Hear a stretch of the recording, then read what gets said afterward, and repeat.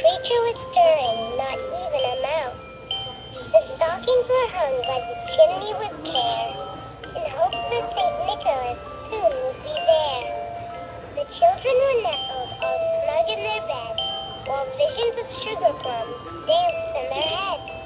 And Mama in her kerchief, and I in my cap, had just settled our brains for a long winter's nap, when out on the lawn there arose